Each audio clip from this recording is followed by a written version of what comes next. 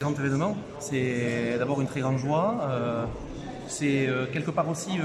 une surprise, une émotion, parce que 100 000 visiteurs, atteindre ce chiffre au 1er juillet, c'est-à-dire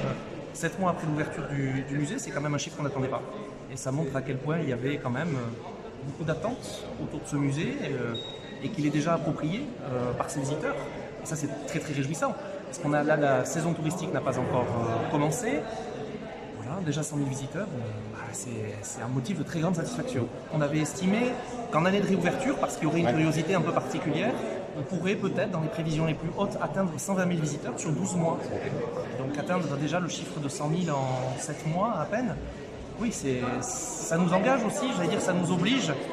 ça nous rend très humbles, parce que ça veut dire qu'il faut être à la hauteur aussi de ce que ces visiteurs viennent chercher, viennent trouver ici au musée. Comme dans tous les musées, si je puis dire, la moyenne d'âge est assez également répartie entre évidemment les publics scolaires ou les publics familiaux qui sont évidemment tendanciellement beaucoup plus jeunes, les publics plus seniors qui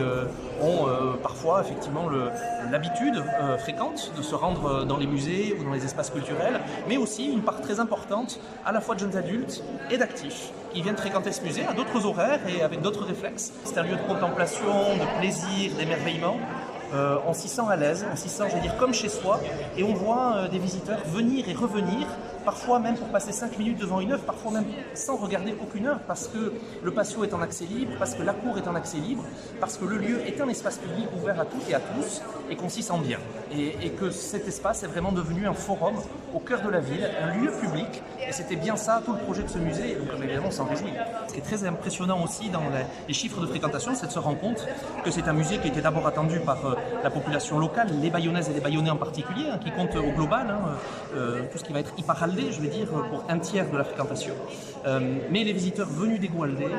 comptent pour eux-mêmes près de 20% de la fréquentation totale, ce qui est un chiffre très encourageant, et ça signifie que les visiteurs qui viennent de l'autre côté des Pyrénées ont désormais inclus le musée Bonaelleux parmi les étapes de leur séjour en Iparraldé, et ça c'est très réjouissant pour nous qui réfléchissons évidemment aussi en matière de coopération transfrontalière avec nos partenaires côté sud, et puis on se réjouit évidemment aussi d'accueillir un tiers de visiteurs internationaux qui viennent du monde entier, de toute la France, de toute l'Espagne, de toute l'Europe, mais aussi des 5 continents, et ça pour nous c'est aussi une part de surprise, et ça montre à quel point la collection qui se trouve ici à Bayonne, elle est une collection qui est très regardée